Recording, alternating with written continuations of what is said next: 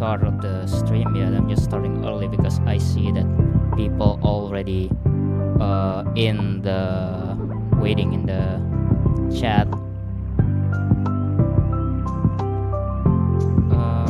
What? Hold on. Did I already put the stream in for public yet? Oh yeah, it is public. Okay, I guess we can start now. What if I accidentally just hit stream end? And we are live! Hello! And welcome to the stream! My name is Nanaten, and today I am doing something a little bit different. Yeah, so this might be like, oh, the body's here. Hello. Up, up, up, up, up, up, up. Up, up, up, up, up. I'm biting the robot. I'm biting the robot. Up, up, up, up, up. Yeah. So, anyway. Oh, crap. Forgot to put on the music. Well, that was awkward. Oh, hello, Steve. Hi. Konbanwa. Yeah, so this is actually the first time I've ever done just chill stream and just, you know, talk about stuff without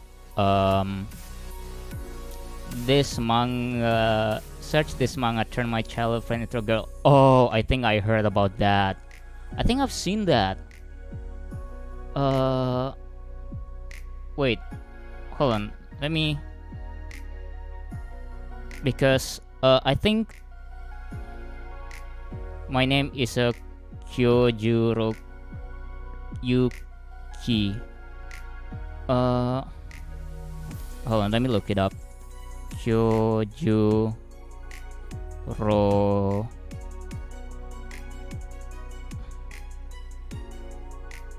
Because I recall I also followed something that's similar premise.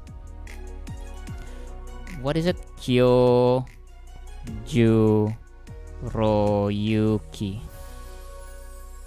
No, I can't seem to find it on MangaDex entry. Oh wait, let me. I turn my childhood.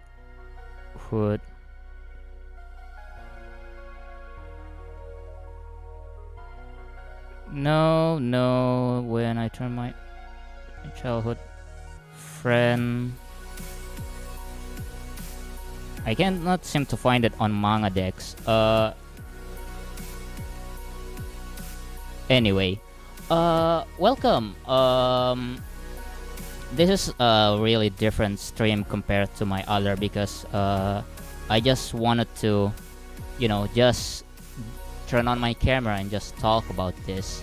I actually plan on making the stream was meant to be about anime instead of manga, but when I made my when I compiled my anime list, one of the manga may have a potential of getting flagged on YouTube, which by the way, said anime and manga already caused my Twitter account to get suspended last month. My name is a, that is the link in English. Hold on, let me try to Google that. I turn my child. Oh yeah. Well, found it. No, I've never read this one. But I do have another one with a similar premise. I forgot what it's called. Let me check my MangaDex list. Can I sort this not by welcome. Anyway, I have to like explain the premise of this stream. So I already like if you've been following my Twitter, I actually like posted my some of my 3x3 manga list, and which basically let me just show you guys. God, I actually have this whole stream scripted even. Well, let me open my Google Drive. I save mine on my docs. Documents. So for those who doesn't know, manga 3x3 is basically just an image that is made in 3x3 grid that has a manga in it. And for me, my manga 3x3 would look something like this. Oh my god, now I just broke my whole stream. This stream turning out so well. Anyway, back to the I turned my childhood friend into a girl.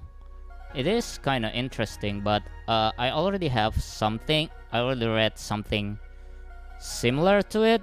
Let me look it up.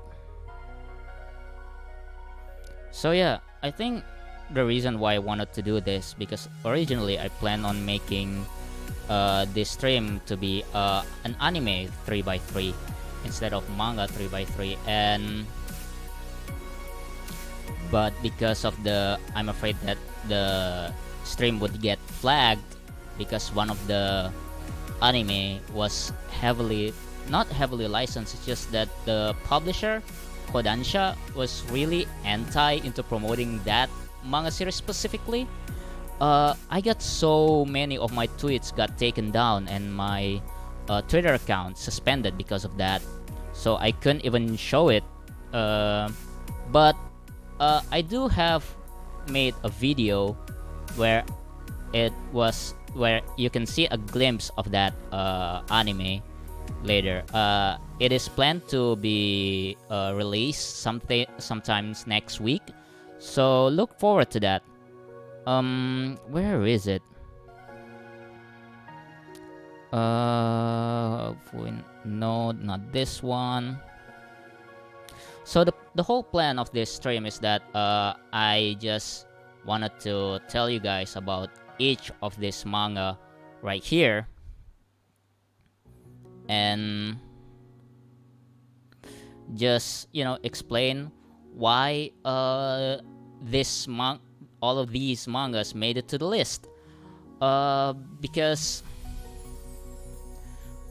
you see, each of this manga, I think why it made to my all-time favorite manga list is that each of this has like I have fond memories reading these mangas, and another criteria is that I've read this manga multiple times, and it's just something that I always go back into and reread like at least once a year. And each of this manga basically has a little bit of part in my backstory. How should I say? There's a little bit of a lore to it.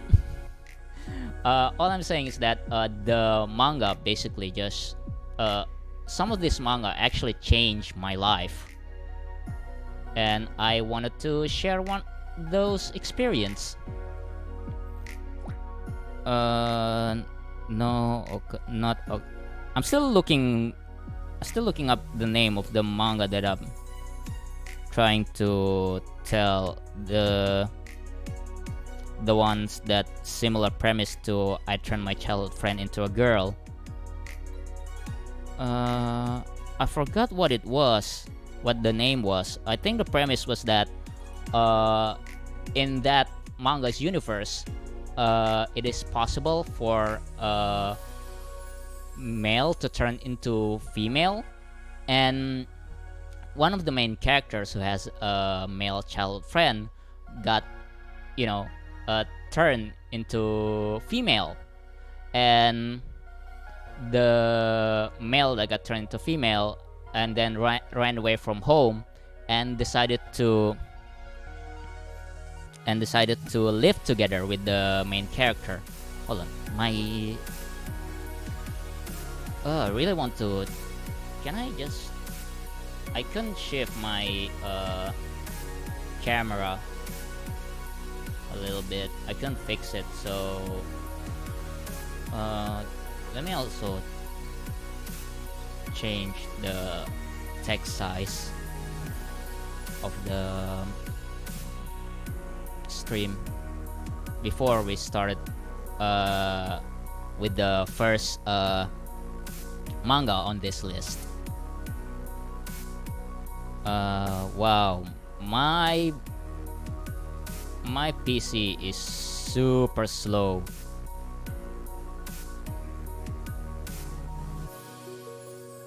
Hold on, let me make the. How do I make the text disappear? The chat disappears. Yep. And save. Okay. Ooh. Now the chat won't get in the way of this amazing art. Whoops, close my. So anyway, let me read my script. So I'm something of a, since I'm also a manga reader myself, and as a manga reader, it is my job, nay, my entire existence to read manga. Yep, that is what I wrote in my script. Just say that every single day I try to at least read one manga chapter, you know, for sometimes it's for manga translation purpose, and others just for fun. And I found it like in the chat. Let me just switch back. Yeah. Oh, that's it. So I found it in the lot of Discord chat of people asking about my anime recommendation, and what kind of anime that I watch. But the truth is, I don't really watch as much anime as I did back then. The only anime I watched this season were Aharen-san, Your Boy Kong Ming, and Spy Family.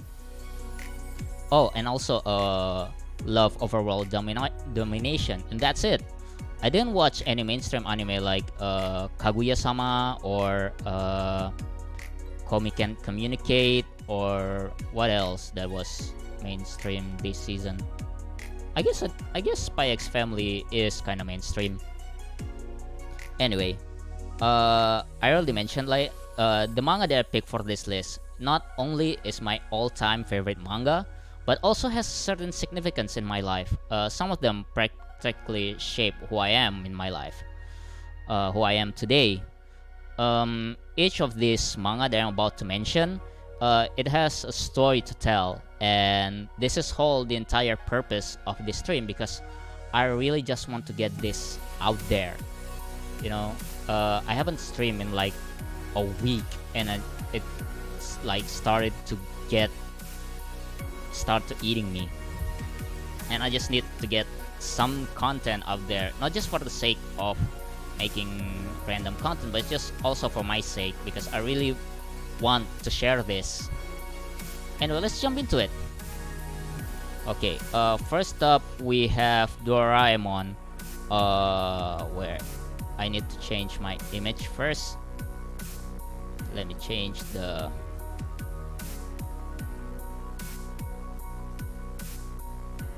Yep. And it was so small. Yeah. So first one on the list is Doraemon. Wow. Talk up, talk about being basic, Nanaten. Your favorite manga is Doraemon? Well, shut up. It's my first manga, and you always remember your first. And yeah, so this is the first manga that I've ever read. I was like, I think 4 years old.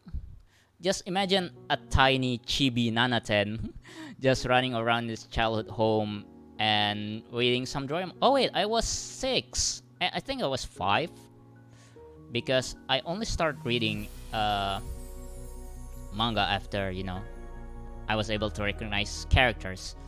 But I do start watching Doraemon anime since I was 3, so I guess that makes sense. Yeah, I have been a really huge anime fan since I was born. I think my mom recalled that the first word that I said is Superman, which is not an anime, but you know, Superman the animated series and anime, same thing. So anyway, this Doraemon's actually the first manga that I've ever read and ever purchased using my own money. You know, once again, you always remember your first, and I do remember the time where I thought that Doraemon gadgets were real. I remember when I was like 4, I asked my mom for one of the Doraemon gadgets that allows you to grab things from inside the TV. I forgot what it was called. Those are some memories. And not only I read the Doraemon, I also read the manga adaptation of the Doraemon movies. I used to have like a collection of that. One of the Doraemon movie manga that I actually bought was, I think it was the 8th movie adaptation. It's the one where Nobita and Doraemon decided to create a mini universe and just basically play God. Oh my god, I cannot believe they managed to get away with that. And you know, years later, Rick and Morty decided to rip that off. God, I cannot believe Doraemon rip off Rick and Morty. The audacity. This whole stream structure is all over the place. Hold on, let me take a sip of my lemon tea. Oh, that's good. So anyway, let me look at my notes. Oh yeah. Another thing, there's so many Doraemon spin-offs. I do remember, anyway, I want to take a moment of silence for the recently passed Fujiko A. Fujio, who passed away like a month ago. 2 months ago, I think. Actually, one of my previous video where I tried to play the manga works was also in dedication to him, which is why I put my avatar name in that game as Fujiko and Fujio in honor of the late manga author. Anyway, yeah, I think another Fujio anime that I watched,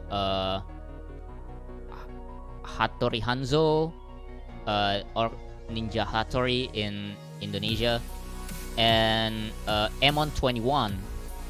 I think it's Emon 22, yeah, which is a spin-off of I think that counts as a spin-off because Doraemon does makes a cameo in episode 1.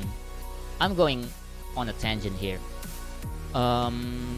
It is quite fun. Too bad that it only lasted a few episodes because, well, you know, Doraemon is more popular, and it's still ongoing. It's still going strong. I haven't watched any of the latest Doraemon episodes lately. Not lately, for years now. But hey, it made this list because it's one of my first manga. But but as I grow older, I started to more prefer to Doraemon spin-offs. One of them is actually called Dorabase, which is a baseball spin-off of Doraemon.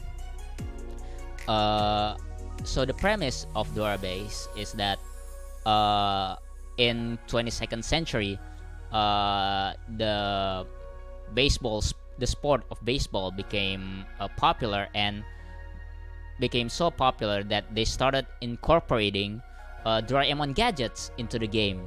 So that's the whole premise, is that it's a baseball manga but with a Doraemon gadget twist. And one of the rules of the game is that you are allowed to use 3 random, it's not random, it's predetermined. You get to use 3 Doraemon gadgets in the game, but you can only use it once. So it has so many interesting gameplay, and so one of the team is actually a Doraemon's team, but unfortunately he only appeared in like 1 chapter because Doraemon was the pitcher of the team, but he has to like go back to the 20th century to help Nobita, so the team needs a replacement, and that's where the main character comes in, which is the only human character in it. And so the team is all comprised by robots, similar to Doraemon, but they're all original characters, which is really interesting to me because well, at the time I really like Doraemon, and you know, I should really describe my favorite manga more. And anyway, moving on, another spin-offs, Doraemon spin-off that I read is called the Doraemons, which is basically what happens if you just have Doraemon and country flags just got married and have kids together. That's basically the entire premise of the Doraemons, which is just Doraemons with multiple nationality. Oh god, I think there's an anime of that lying around. But anyway, so the whole team of international Doraemon team up with Nobita, and they go on some sort of adventures together. At the time, it was really interesting to see more Doraemon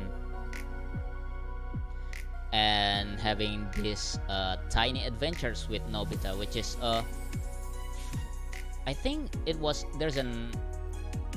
the story is actually more of a standalone stories, but it comprised of multiple chapters, so it was really exciting compared to the regular Doraemon, which was mostly standalone stories.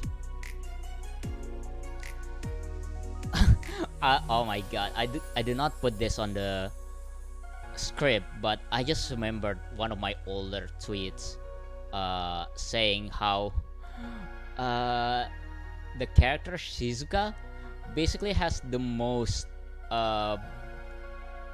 bath scenes in the entire anime history.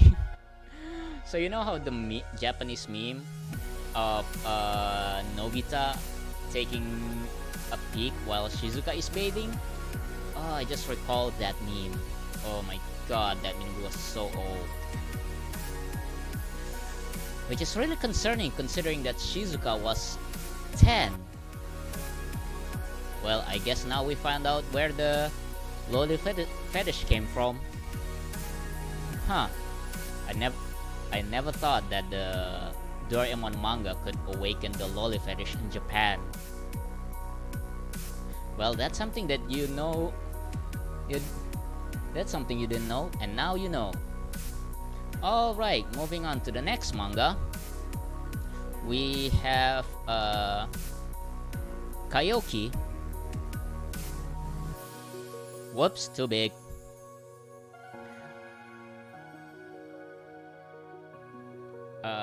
Reset transform. Oh god, where's the picture now?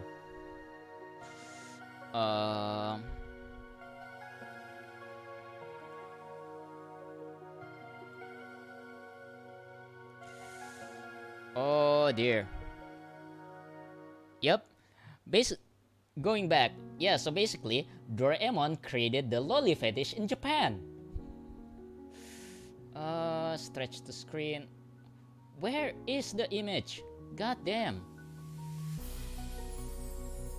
So anyway, back to the... hold on, let me just reinsert the image. Okay. This stream is going so well. So if you want to discuss your favorite manga, just type in the chat. Or if you want to, you know, just rate my trash taste in manga. Which is actually where I got the inspiration to do this stream from. I actually got the idea to do this from watching Trash Taste. When they did the... oh dear. When they did the anime 3x3. So anyway, the next manga, Kaiouki. This is the one that probably one of my all-time favorite manga, because I really like the works of the author Kawahara Masatoshi, and I like it so much that when I decided to... this is actually one of the mangas that I translated.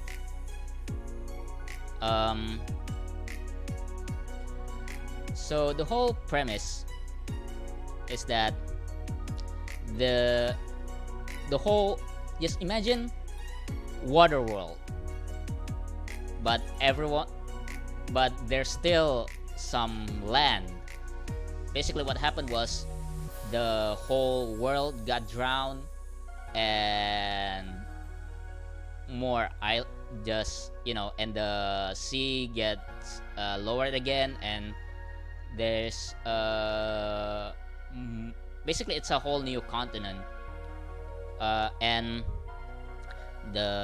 there's some so basically the modern technology has become ancient civilization, and the main female character is looking for one of these ancient technology, and during her journey he encountered the guy on the cover, a fan, which is basically the Giga Chat of pirates. It's basically Captain Jack Sparrow. Imagine Captain Jack Sparrow without the alcoholism, and basically he's just a Giga Chat. basically speaking. And so this is probably one of my longest manga project, because I think this whole thing is like, there's like 45 volumes, and I'm still at volume 13. So Jack Sparrow but no rum. Yeah. This guy's just I cannot describe it more than Giga Chat. Oh, citrus, up.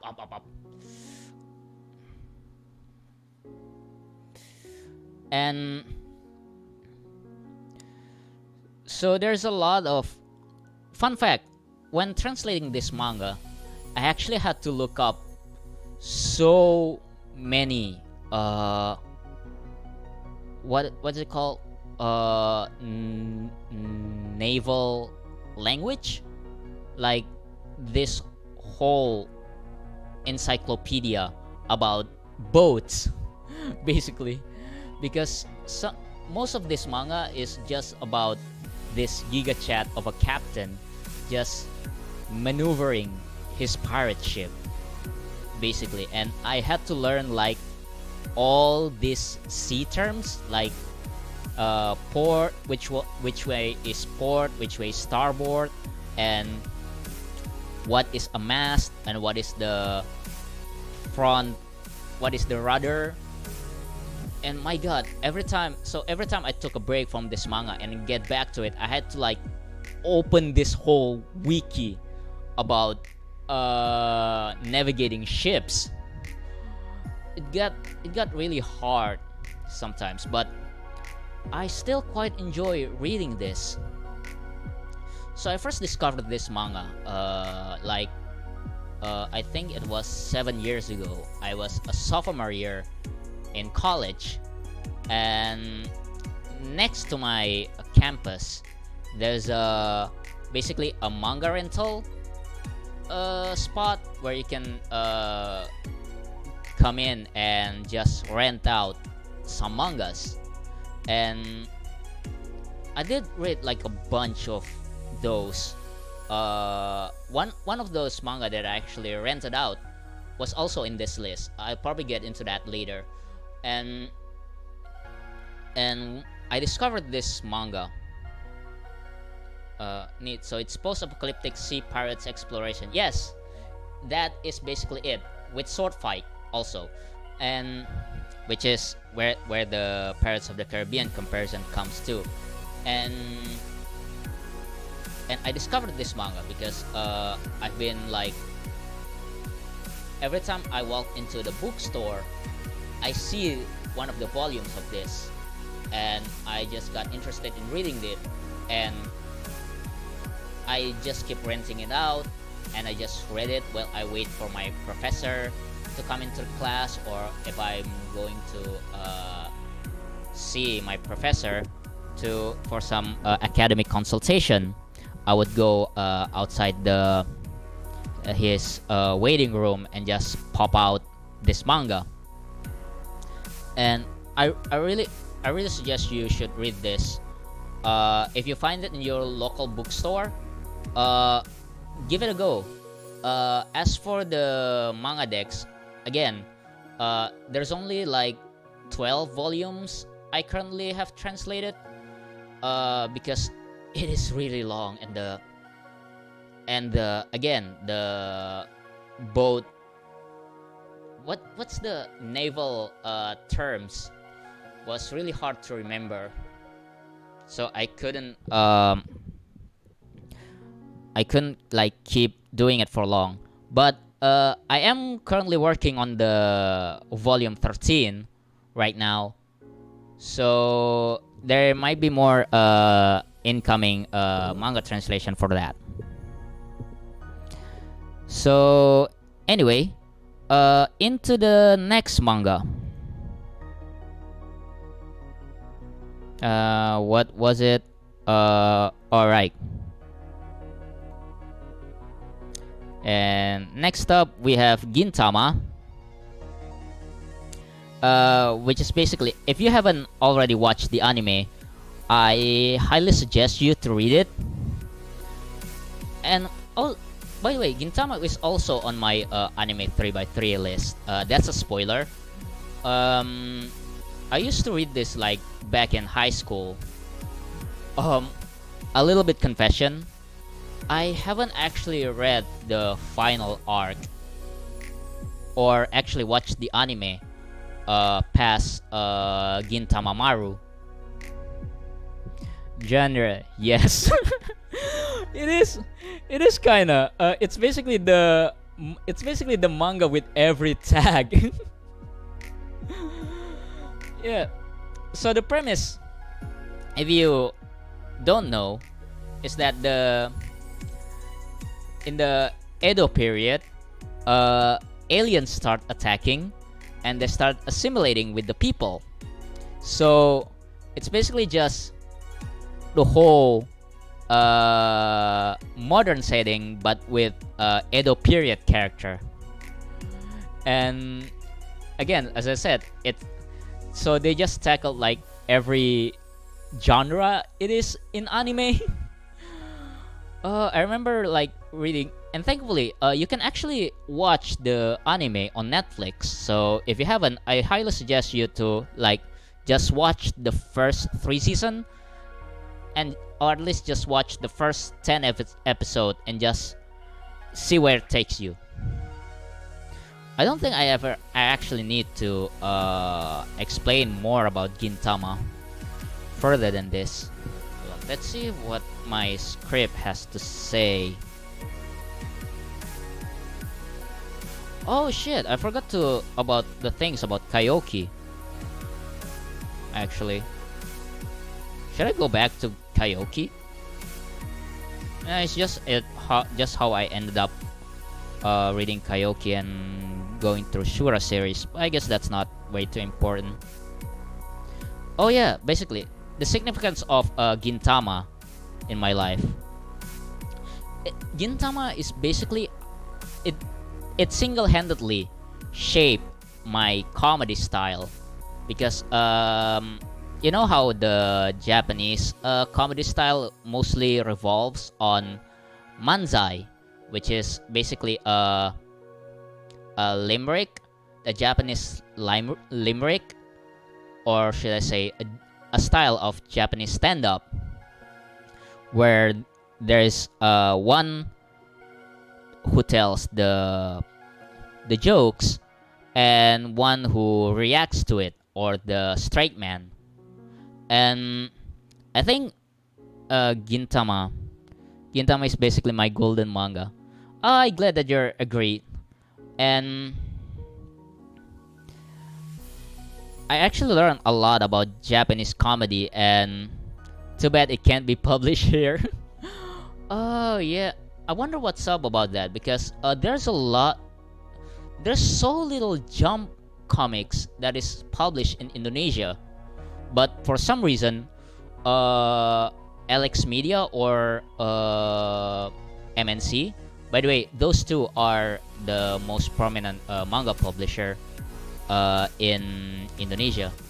They all like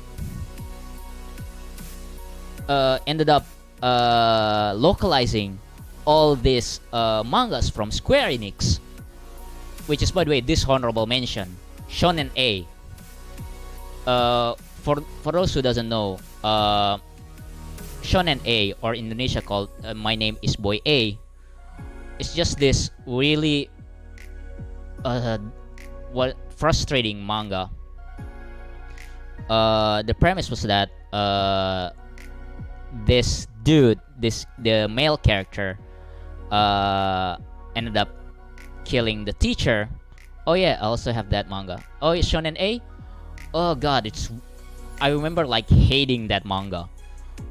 So the whole premise of Shonen A is that the male character ended up convicted for killing his teacher, because the teacher was a pervert and ended up harassing the main guy's childhood friend.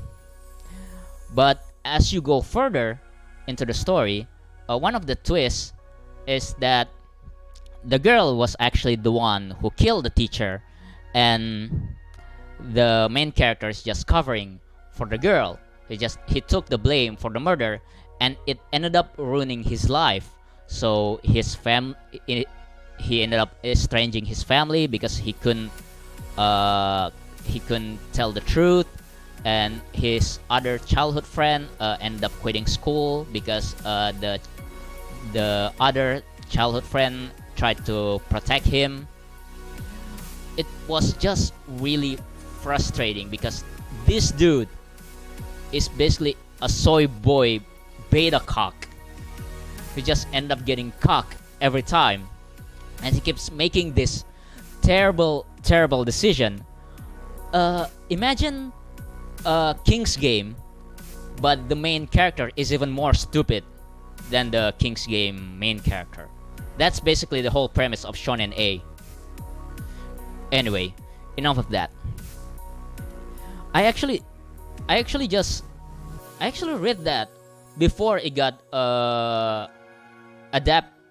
localized in Indonesia.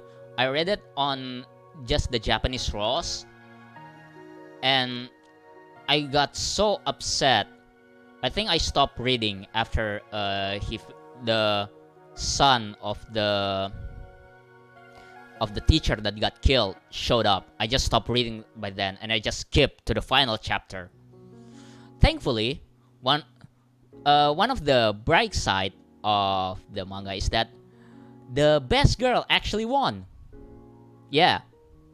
So it's not the spoiler. It's not the girl that the dude trying to cover for the murder. It's not. She's not worth it. But the hi Nanatan. Oh hi, Rang Obrol. Oh my god. Oh, love your videos, man. Especially on the Shura series. I hope that we can do a video together, talking about Shura, if I don't ended up getting the MCA for talking about it. Anyway, back to Gintama. God, what was I thinking? But is the bitch worth it? But is the MC worth it? No, it's not. No, he doesn't. He's just making this stupid decision like all the time. It's frustrating. It's even more frustrating than reading King's Game, the second one. Also, this horrible mention, King's Game. I really hope so someday, perhaps. Dude, just hit me up on Twitter, man. And let's see where it takes us from there. Best girl deserves better, SMH. Anyway, back to Gintama and how it shaped my comedy. Like back in high school, I do remember like me and a couple of buddies just hang out and just watch like a bunch of Gintama episodes. I think I was still I was in senior high school when Gintama Dash, that's the 5th season, I think. The one with the crossover with Scat Dance was airing, and I think Gintama Maru was the last Gintama anime season that I watched. You know, I haven't actually watched the Gintama final or saw the live action movies for that matter. I should probably get into that. Anyway, moving on to the next manga on the list. I stopped reading King's Game, lol. I actually, speaking of King's Game, I actually quite enjoyed it. Like, I mean, back then I was still into that games genre, but right now, just that games genre just doesn't cut it for me. It's one of the genres that I really hate. The death game, and what else? A trash isekai. And I actually managed to find the combination of the two. I actually managed to find the combination of the death game and isekai trash. I forgot what it was called. The premise, if I recall, is that the game master, the death game game master, basically gathered all this basically isekai protagonists and basically just put them in Dangan Ronpa situation.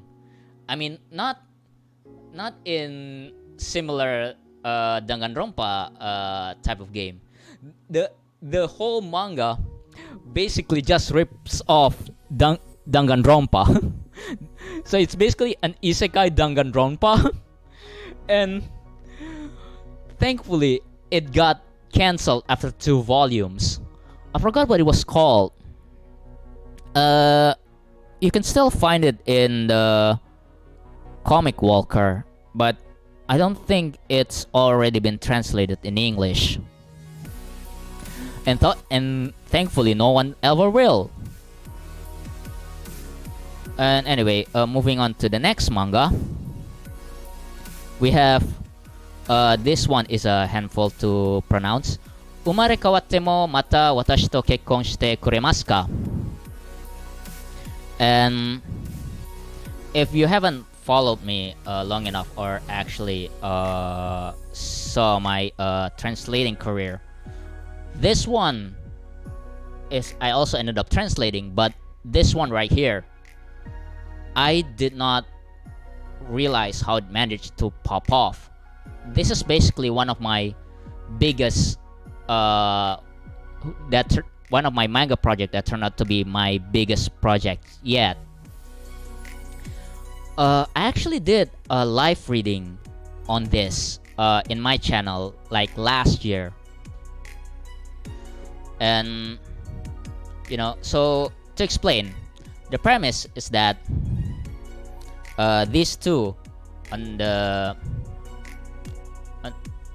am I missing your Kaiouki review? Yes, actually you did. And I only mentioned like just the main premise because I don't think I can keep up this stream for too long, but because I'm just too excited and just want to talk about all this manga while still within the scope of 2 hours or so. And yeah, anyway, back to Umakawa. Umarekawatte mo mata Watashito Kekkonshite Kuremasu ka, or just Umakawa for short. It tells the story of this couple, and we started with these two already old. The dude's already on his deathbed, and they start, you know, telling the story of how they first met, how they got married, and how they started all this whole life stories just being told in res. And I think it's one of the touching mangas that I've ever did. I cannot, like, I legit cannot go through reading this without ever crying. And one of the other times that I cried while reading manga is that the last volume of Kaiouki. Anyway, yeah. So I really highly suggest, if you want a really good romantic stories, I really suggest you to read this. I already like translated the whole volume. There are 4 volumes.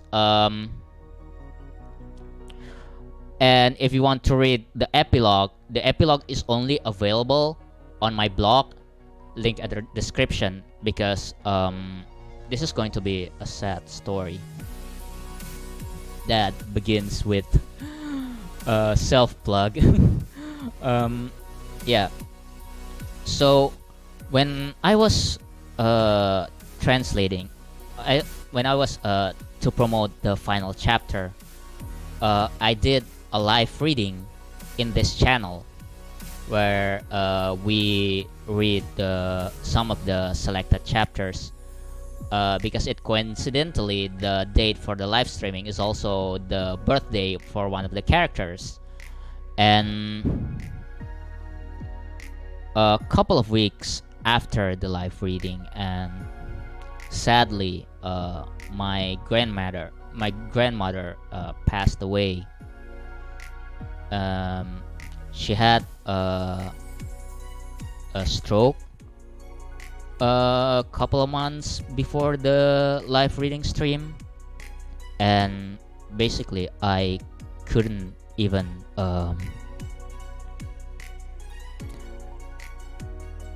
upload the final 2 chapters of the manga because uploading it reminds me of her passing, and I would, if I were to upload the epilogue on MangaDex, I would really love to dedicate the final epilogue chapter in her name, which is really awkward because I already dedicated my the final chapter of the manga towards for my paternal grandparents,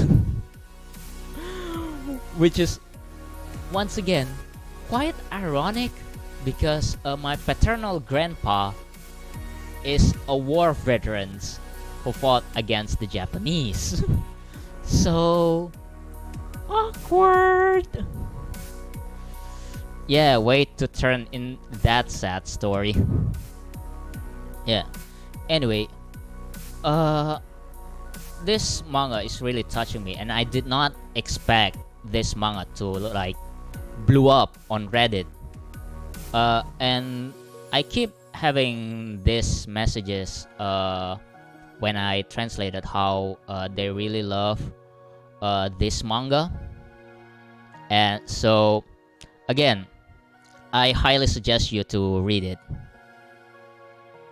Anyway, enough of that sob story.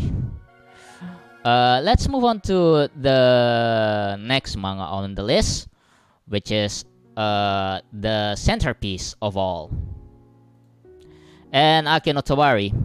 Oh, thanks for the citrus. And if you've been following me for quite some times, you see a bunch of this manga and how I promote this manga like non-stop on my Twitter, because this manga or webtoon basically defines my whole translating career. It basically just pays the whole thing basically, because all of my patrons just want to have early access to this manga, to this webtoon. So to explain the whole premise, this is a supernatural battle manga.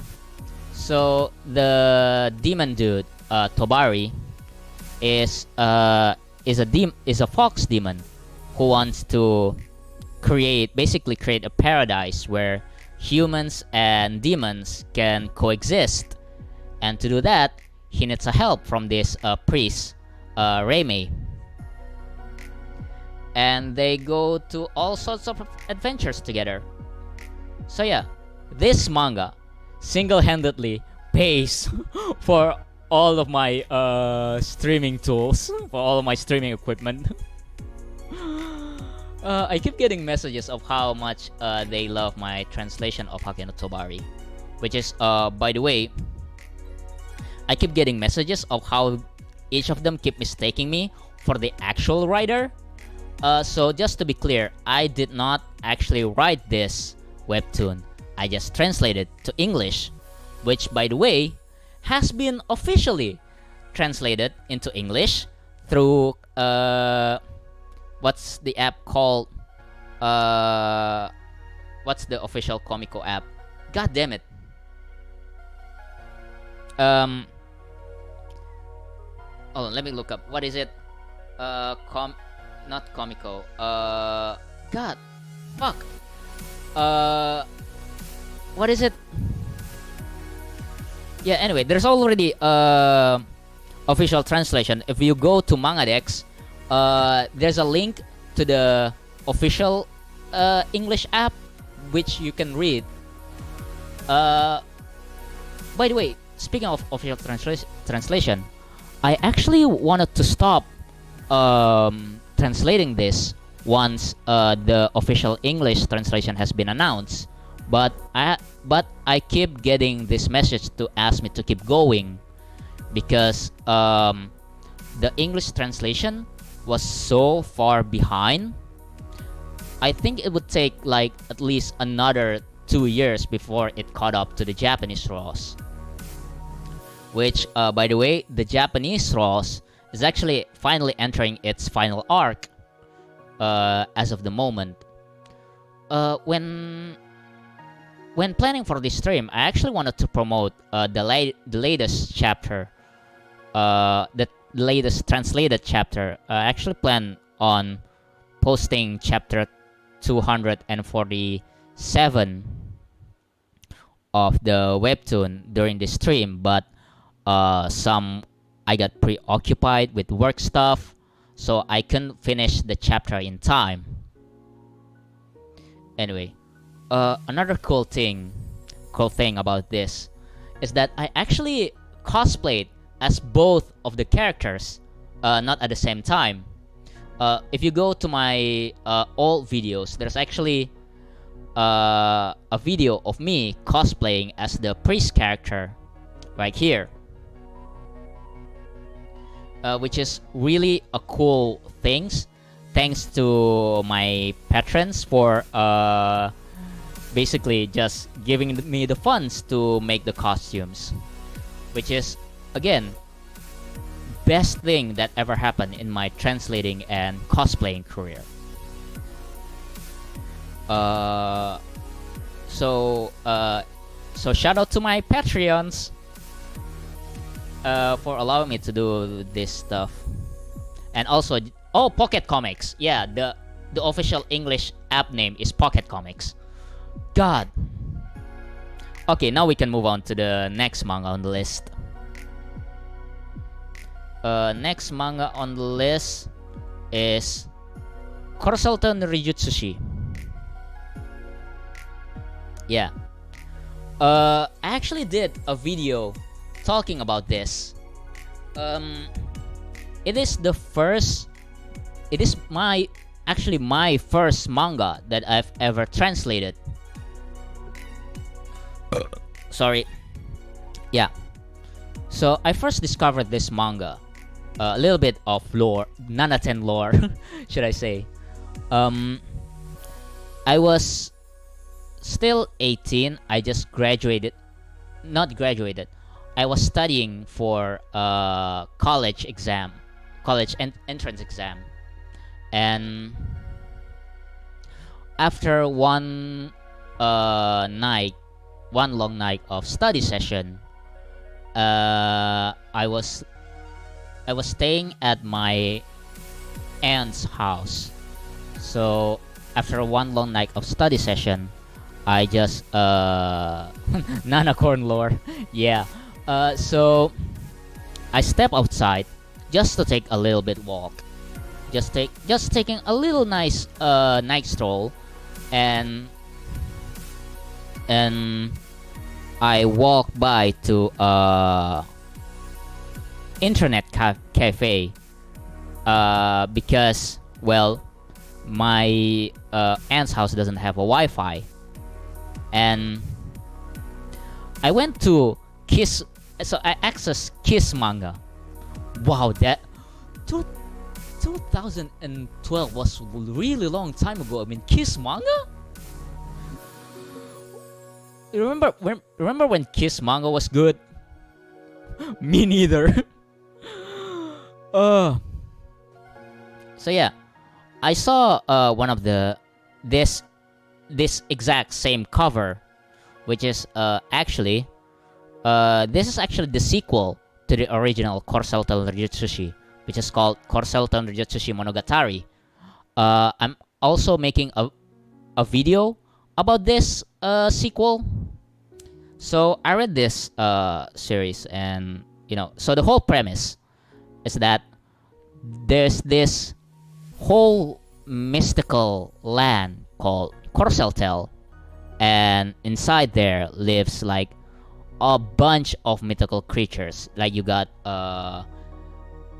Neko, Mimi, villager stuff, and you got a bunch of nature spirits, and again, dragons.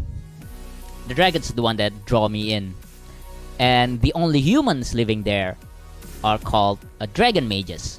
So basically, these humans can use magic, but with the aid of dragons, and in exchange for be able to use magic, they have to like raise baby dragons, and these chibi little ones are the baby dragons.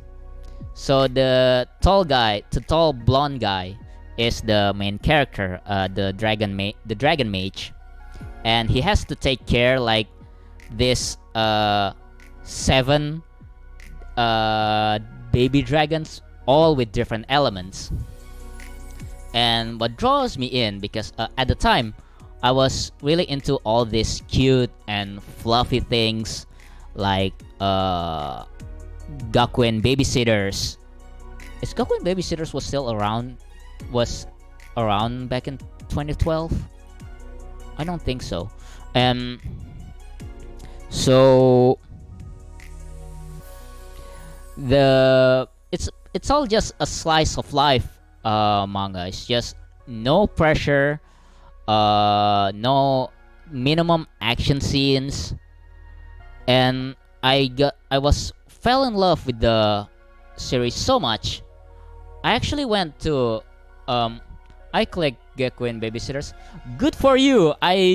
Back then I couldn't get any of the volumes, so I just rent that Gakuen Babysitters out. So I went to the Going Solo once. That's the guy who was translating the series. I went to the live journal, and you see, by that time, Going Solo once was still the active translator of this series, and I made a contact. I just did a bunch of comments in his live journal. Do people even still live journal these days? And basically we became good friends, and then the third sequel was announced, Corselton Rejusushi Koryu Monogatari, and I finally got into college, and there's this a whole basically just a vacation period, a blank period between after the test and between the test and the first day of college, and I wanted to practice my Japanese. So I asked Going Solo once, hey dude, can I try to translate the third sequel to the series? And Going Solo once said, yeah, sure dude, go ahead. And we started getting contacts with each other, and I still use his so he made this like whole chart of the character names, because there's like a whole bunch of characters in here, so much that actual Japanese readers could not tell the characters apart. And so yeah, back then I was still just using Google Translator stuff. Well, I still do, but just less frequently. I was just I only had Google Translator and a Dream, and I was still using my old netbook and to translate the stuff. It was just whole machine translation. If you compared my first translation compared to my current, you can see the difference. I actually plan on making a video about it, where I just read my old translation chapter of this. So anyway, my translation skill back in 2012 was shit. after like 3 chapters, I decided to stop. I think it was around 2013, but Toto was still around. That's how long ago that was. But Toto was still around, and nobody, no manga series got DMCA there. Fun fact, Ake no Tobari was actually my first DMCA notice that I received. Oh god, DMCA is really my adversary. And anyway, I stopped translating altogether in 2013, so I can focus with college. And then one of the elected courses in there was a translation class. So there were like 3 elective class. One of them is translation. So I took those classes. Anyway, huge shout out to my translation professor. May he rest in peace. But truth to be told, I did not pay any attention to that class at all. The whole translation class was basically a blur to me. But I still chat with with my professor from time to time. Mostly just when in passing, just when we pass each other at the corridor, because turns out he's also my professor when I took my master degree. May he rest in peace. And so yeah, I took all my translation class, and then I ended up reopening my translation. And back then, it was 2015, and the whole Japanese ROS was in my old netbook, and which means that I didn't have access to Japanese ROS, because Japanese ROS back then was still so scarce, especially this manga right here. I couldn't get my hands on it. So I started translating other series, which went back to Kaiouki, which is how I ended up discovering the Shura series, which leads to my second translation project, Shuronomon Gaiden. Not Shuronomon Gaiden. It is a spin-off of Shuronomon, but the soccer one, Furekage, which ended up leads to Furekage, and I ended up translating it fully. There's like volume 1 to volume 8. You can read it also on my blog or in MangaDex. It's a soccer manga, but that's not important right now. I probably get DMCA'd for ever mentioning the Shura series. So yeah, I finished quote unquote that series, and I thought maybe I should revisit Corcel Tale Norijutsushi, because by then Going Solo Once has also stopped translating. So I thought back then that I could use the Corcel Tale series as, you know, an annual stuff where I basically just translate one chapter every Christmas, you know, as a present, you know, for all my readers. And not all of my readers, for people who read my translation. And so I started doing this series every Christmas day, and people just keep telling me that I should continue. So I continued like one chapter of the series before finally Rosen Maiden that finally took over for Corcel Norijutsushi Monogatari. And they just finished the whole sequel and just telling me that I should focus on the third sequel and the spin-offs, which is a high relief. I wonder what he's doing right now, Rosen Maiden. Which is also the whole difference in translator. Working on the series means that there's a lot of inconsistencies in the translation, which is basically another it's a topic for another video that I'm making about this series in particular.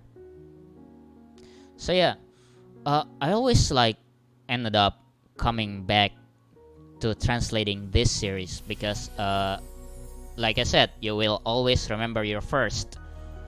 And I don't know, there's something really comforting just doing this series, because when I just really exhausted from works and stuff, I just, open up one of the volumes and just start feeling all this fua while reading this whole cute stories.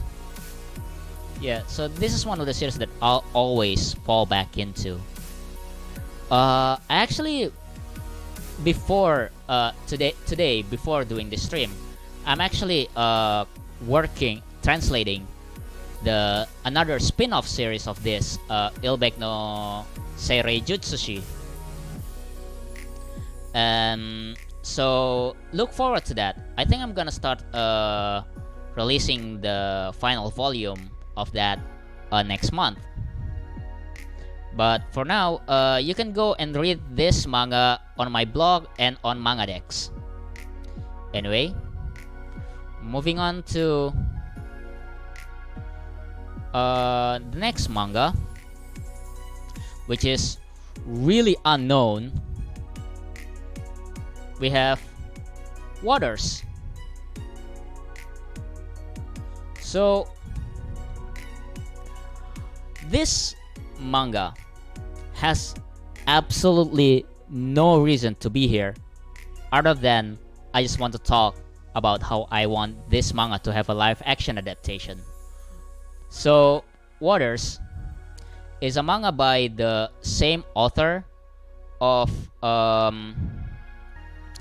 it's the same author of Mushishi, and I think this was written before, during Mushishi, I think, because after Mushishi, the author went up to create the what other manga that she wrote, the Neko one, the Neko no Michi, I think the title. So to explain the premise of Waters, so it's a short manga that tells the story of this girl. Right here is a member of a swimming club. This is important. I think this is important to the story. And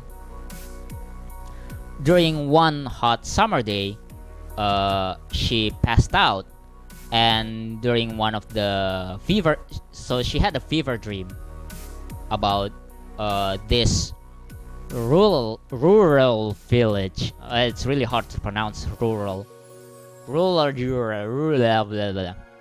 So she dreamed about this rural village. God, it's really hard to pronounce. Rural village. This rural. So she dreamed about this rural village, that which in constant rain, and there's nobody in it except for one young boy and his grandpa. So this boy, I think I remember the name, Sumio, and he meets the girl meets the boy, and they start spending time in the village. And then, snap, she wakes up back to reality. And there's this whole mystery as of the identity of Sumio, and why is she keep seeing this dream of this village, which is in constant rain, during this one hot summer. So this boy Sumio has a connection to this girl that spans 4 generations. So the manga actually explored the connection between Sumio, the village, the girl, and the family, which is really, should I say, it's really nuanced. There's really this whole rural nuance about it, and how it explores the rapid land development in Japan, and how there's this whole message about remembering your roots and remember where you came from. And every time I read this manga, I really wish that this got adapted into a live action movie, at least a drama or a live action movie, because it's so beautifully written that I cannot think any other media that's suitable. The same goes for Umarekawatte mo. I really hope that it got adapted into live action too. Like I said, it's by the same author as the Mushishi, which is hands down one of the best anime adaptation out there. And I really wish that this got adapted into live action movie, because yeah, one of the other criteria for this 3x3 list is that I have to read the manga like multiple times, and this is the manga that I keep going back if I just want a really touching story. Let's see what notes do I have about this manga. It's about the vibe. Yeah, it's basically just, if you really just want a chill and vibe manga with a little bit of drama in it, just read this. It's called Waters. It's available on MangaDex to read. Hold on, let me take a sip. Wow, I've been talking about my favorite manga for like an hour. Is everyone still there? Sup, my brick wall! That's what I call my fans from now on. My chat from now on. Anyway, next manga of the series of my manga 3x3. DOUSHIRO DE GOZARU, or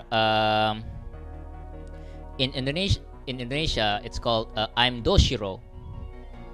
So I really want to like tell the story about this manga a really long time ago, because there's this really amazing story behind why this. Oh yes, come on chat, let's go, let's hype. Woo! Yeah, so there's this like a really amazing college story. So hear me out. I was still a freshman. I loved this and his other manga. I collect them all. Yeah, so this manga is by the same author as Kyokara Orewa.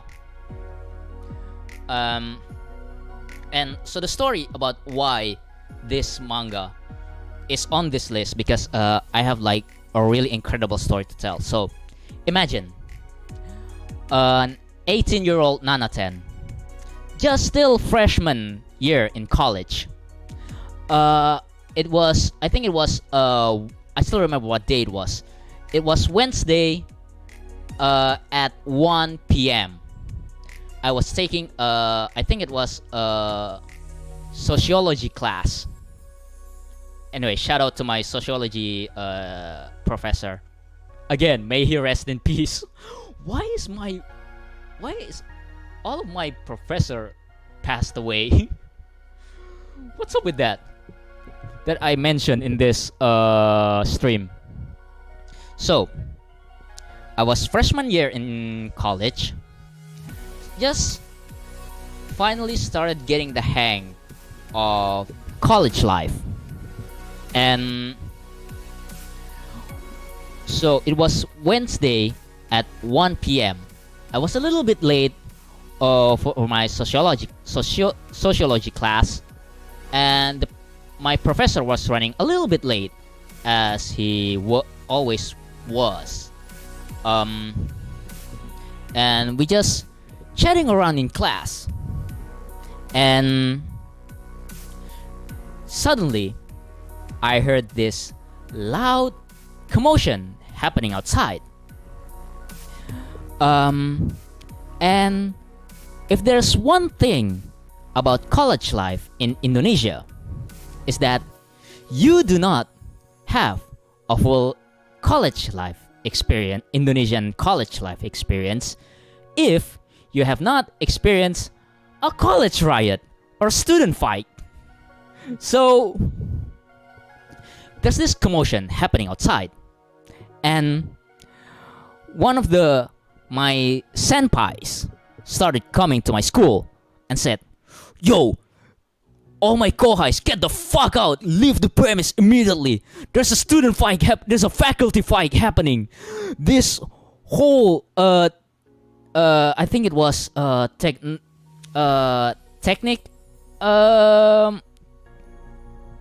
faculty. Yo, this technic faculty is attacking the art faculty." And by the way, I should explain. So the location of my faculty is that it's right in between the tech faculty and the art faculty, and those two faculty do not get along. And if you've heard the stories, Indonesian college riot fight is it's basically the most violent thing you've ever seen. It's basically just turned out into a full riot. So, what did the art guys do? Honestly, I have no idea. So, anyway, I looked out the window. There's this, like, a bunch of tech faculty students just come in, weapons in hand. Legit, just bunch of, I think they were holding a machete. There's like arrow bows and shit, and they started pointing towards the art faculty. And my faculty, the language faculty, is right in the middle. So our faculty basically got caught in the crossfire between those two faculties. So it turned into some sort of a, imagine what's the game that got a live action adaptation? Imagine Uncharted cinematic QTE gameplay scene, where there's whole like those tech faculty guys just start throwing rocks towards the art faculty. They start throwing rocks. So me and a couple of my classmates just tried to get out of our language faculty. So it turned into a stealth section of the gameplay. And all of my classmates went through the back door of the faculty and escaped, and they managed to escape. They're all fine. But me, because I was still a noob in this Indonesian college life, I basically parked my motorcycle inside the faculty, which is right in the middle between the art faculty and the tech faculty. And those two faculties decided to have their battle in that parking lot. So I saw that everyone else has already evacuated, and I hide in my in the faculty lounge. So I start to hide, and then those people start throwing rocks, windows breaking, and I heard some windows breaking, and they started fire. And then all of a sudden I heard this explosion coming from the parking lot. And then I remember that's where I parked my bike, my motorcycle. I parked it right in the middle of the battlefield. I looked outside the window of the faculty lounge, and lo and behold, what I saw is my motorcycle went up in flames. And so I start calling my dad. I input the number. Hello? And my dad answered, hello, son, what's up? Where did your university? UNM, State University of Makassar. Did I just basically DOS my own college? And not important. So I start calling my dad and I ask, Dad, how much does the bike cost? Yeah, what's up? What's up, son? Why did you ask? I bought it used. It exploded. And we both just silent. Everyone who evacuated on the faculty lounge just looked at me. And after the faculty fight finally over, I went to the parking lot and just saw the frames, the only remaining frames of my motorcycle, charred. And to this day, I still haven't received reunification of that burned bike. I forgot to had it insured. So to this day, I still haven't gotten my reunification for that burned bike from the faculty. And thankfully, couple of months later, my uncle bought me a new bike, a new scooter, which I still use till today. Anyway, so after my bike got burnt out, what model was the bike? I cannot remember. I think it's an all used motorcycle. My current bike, it's a Honda scooter. It's a Spacey. So anyway, as I lost my only means of transportation, I start walking back to the manga rental shop, because again, it's really within the walking distance to my campus. And I just sit there. I got a call from my classmates who rest in peace, old bike. Yep, I salute you. Your sacrifice wasn't in vain. I mean, I got a great story out of it. So I started getting a call. Anyway, I started getting a call from my classmates who already evacuated through the back door.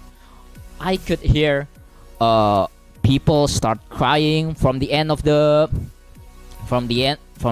end of the line, because it's our first year. We haven't got used to any of this. I just hear like people start crying, and he asked, "Nanatan, "Are you okay? Oh my god, I'm sorry we left you behind." I said, "Yeah, it's okay." And they asked, "Where are you right now?" And I asked, "Oh, I'm just sitting here, just reading some mangas." And and I could hear at the end of the line, they all started laughing. And I'm glad I actually managed to cheer them up. We actually had this Zoom call reunion like a couple of 2 months ago, and we did talk about this story. we all ended up laughing about it. She told it better than I did. My basically our class leader. Anyway, so I went back to, but the truth is, I was quite shook back then. So I went to the manga rental store just to shake it off, you know.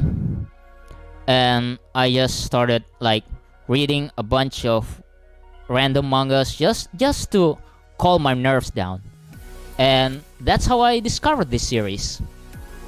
In the rental manga, I just sit down there and start reading the first volume. And while waiting for my big brother to come and pick me up on his bike, I started reading the first volume. And so, anyway, to explain the premise, I'm pretty sure my chat already knows what this whole story is about. So, DOUSHIRO DE GOZARU is about this guy, Doshiro, who is a Japanese man, but he went to America from his childhood and basically stayed with a bunch of native people.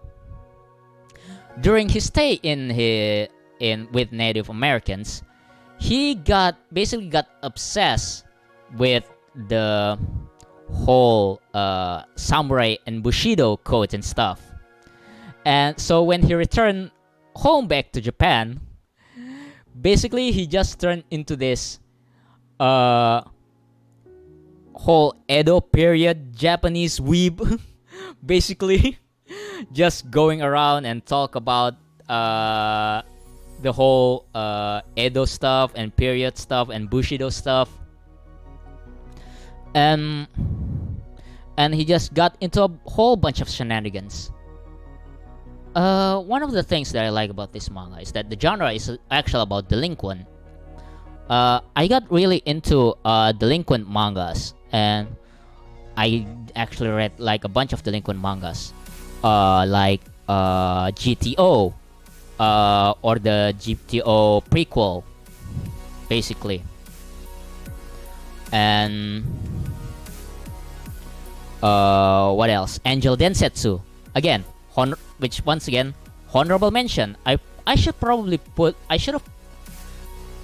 Angel Densetsu could have replaced this I'm Doshiro on this list, if not for the exploding bike story. If you haven't read Angel Densetsu, it's by the same author as Claymore. Bad Boys Drink Tea. Oh, I'm drinking it right now. Hold on, let me take a sip. Oh, that's good. So, yeah, back to Angel Densetsu. I'm gonna go in tangent for Angel Densetsu first. So, for those who doesn't know Angel Densetsu, it is basically by the same author as Claymore, and it's his first serial in Shonen Jump. It basically tells a story about the guy who has a resting Joey Wheeler's face, and people keep mistaking him for the bad guy. I actually watched the anime, Angel Densetsu anime, last year with my brother. I watched the OVA, but sadly it was only 4 episodes. I highly recommend the OVA. So go watch Angel Densetsu OVA after you watch this stream. And it's just one of those feel-good manga. Feel-good delinquent manga. Anyway, back to Doushiro. And that's enough of that tangent. What was I trying to say about Doushiro? Yeah, one of my favorites things that I would like to point out is the character development. It's how this Giga Chat called Doushiro. This dude's basically the Giga Chat of being all Japanese weeb, which is completely an oxymoron. And the Giga Chat Edo weeb. And it's what I like about this manga is that how everyone around him, how every character develops. Oh, citrus! Up. Oh god, the manga panel split screen made me unable to reach the citrus. So I really like how Doushiro becomes a vehicle to develop our other central characters, and how they first was when they first met Doushiro,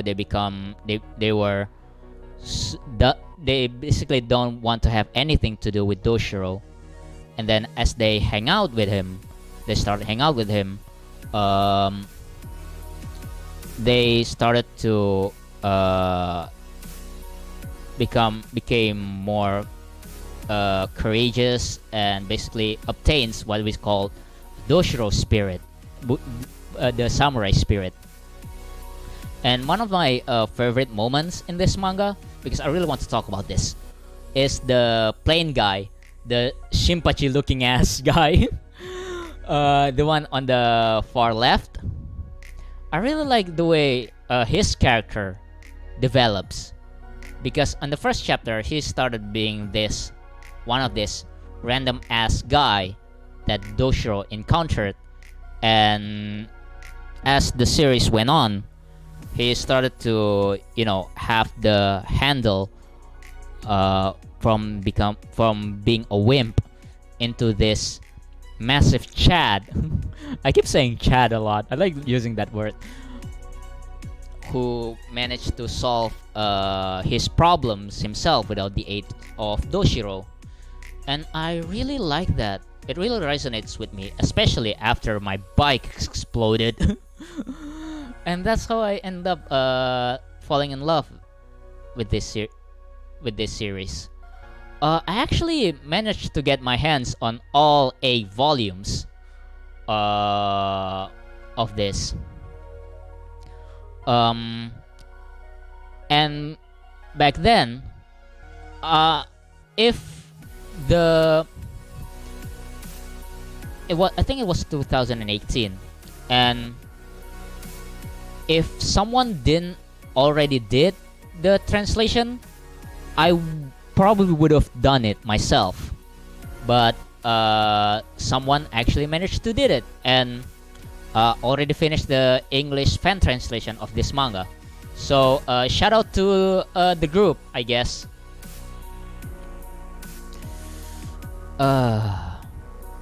Anyway, we're finally at the end of our 3x3 list.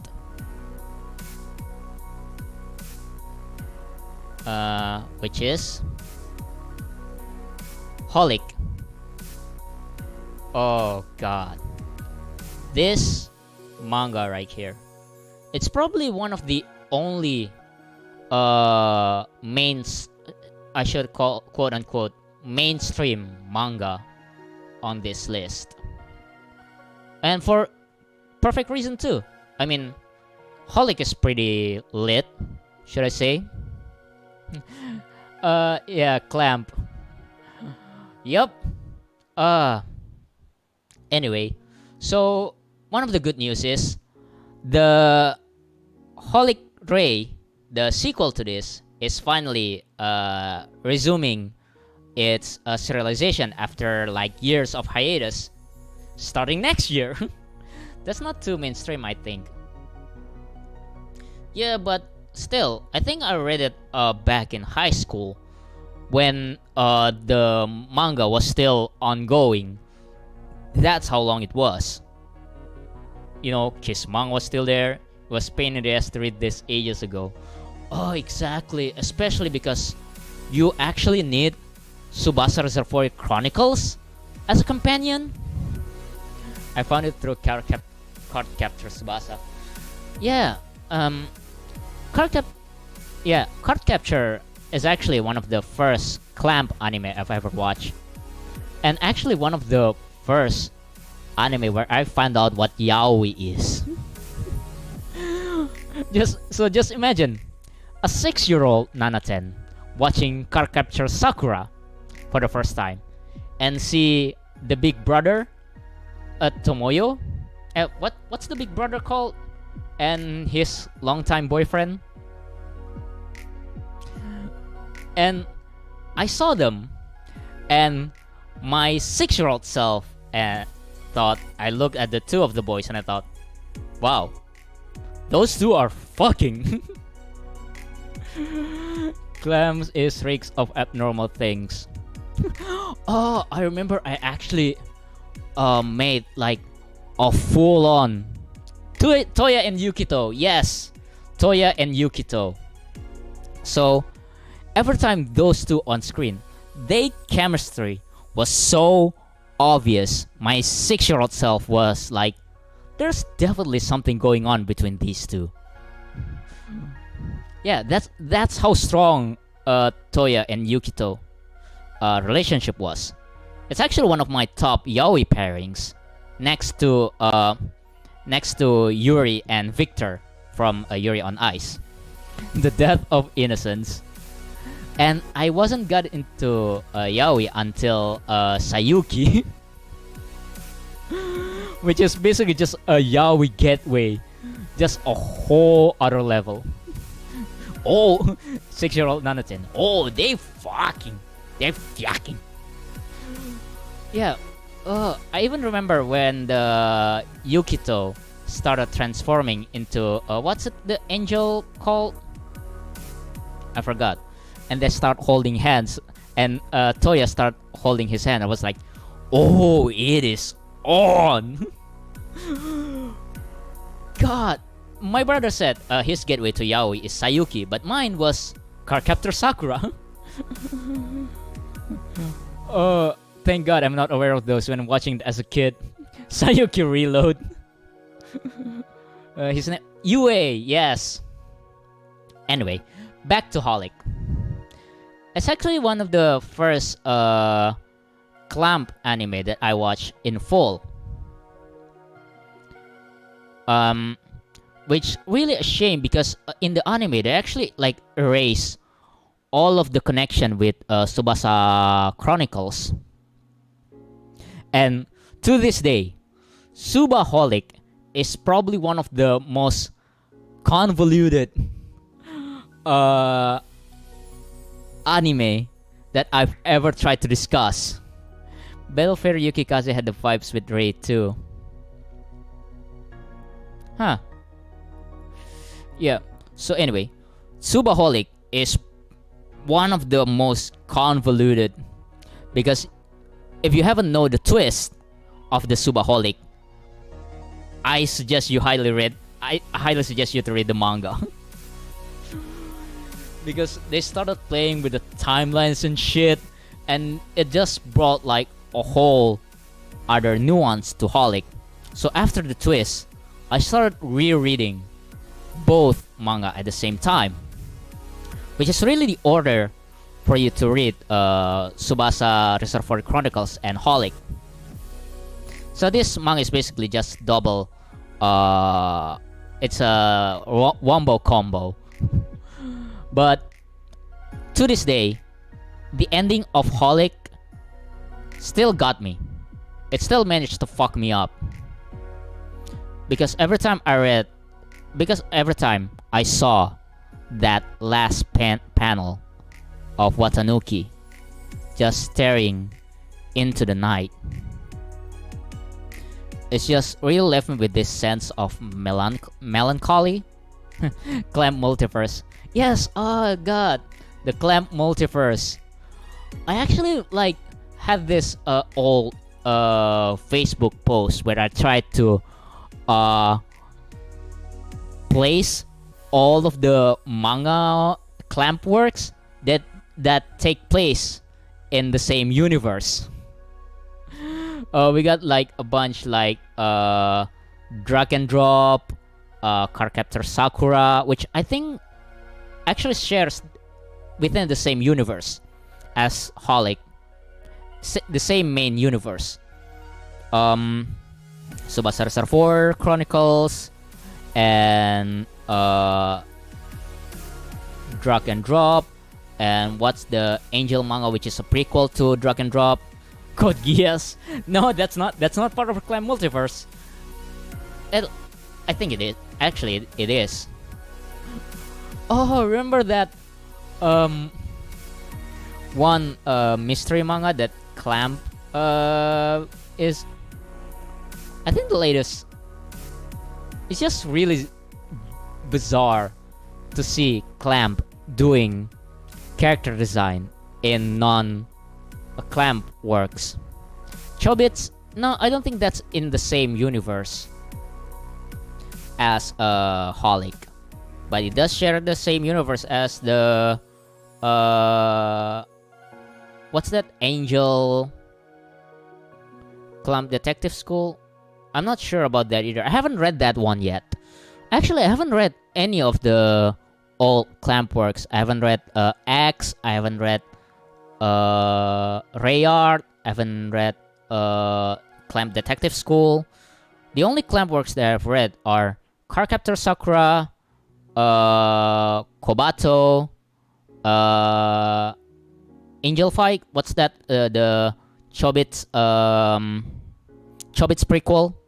And again, Chobits. What else? Drag and Drop.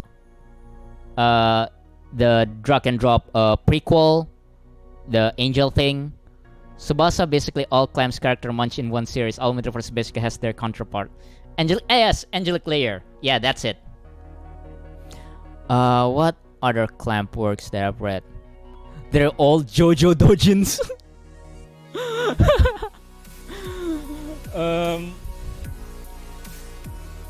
Yeah. So it's kind of a relief. I kind of have all Clamp's book release here. I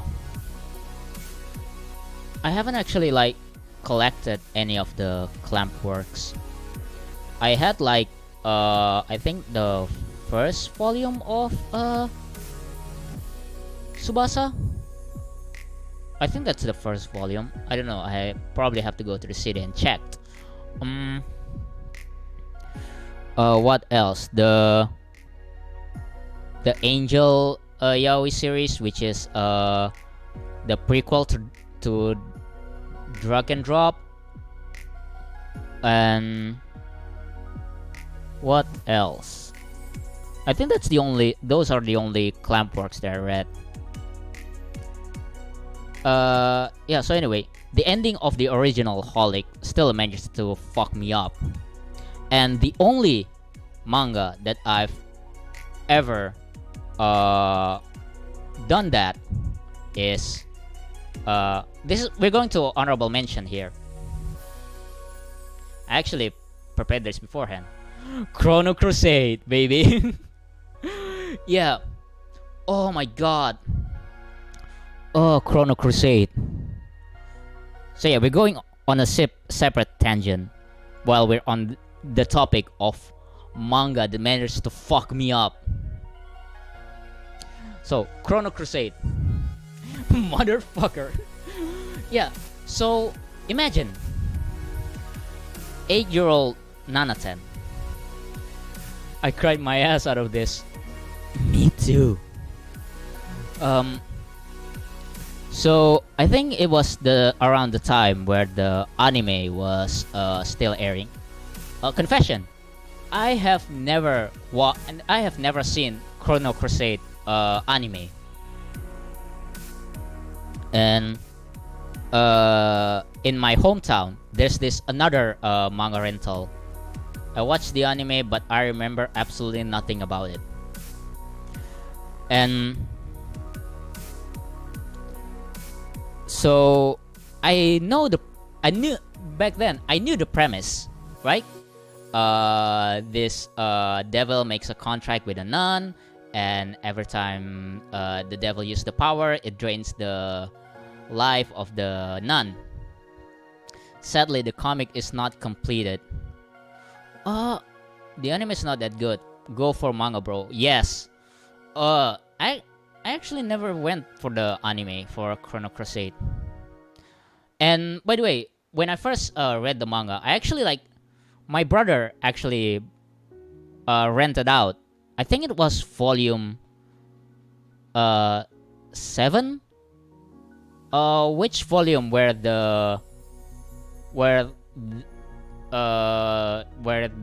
they found Joshua, amnesiac Joshua. Yeah, from that, and just during in the middle of the final battle. And it really fucked me up.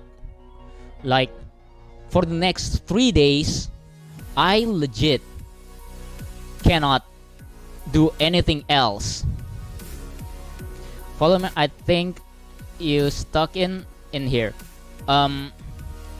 Yep, it's stuck in 7 in here. Yeah. So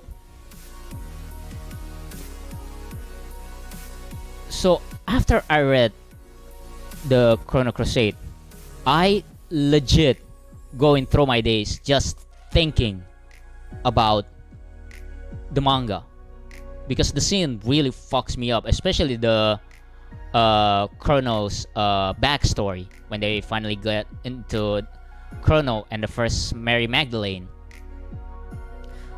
I could still remember vividly. I'm just going through my day. What I see, my eyes legit cannot focus because because the images of the manga panels just keep picturing in my head. And it went on for at least 3 days, I think. I legit cannot do anything. I'm just walking, and the picture of the Chrono Crusade manga just kept flashing in front of my eyes. My eyes cannot focus, at all. And by the way, I went to very Muslim extracurricular activities.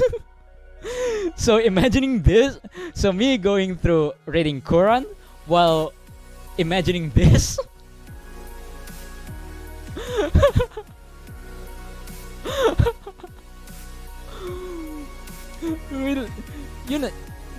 Just how fucked up my brain was.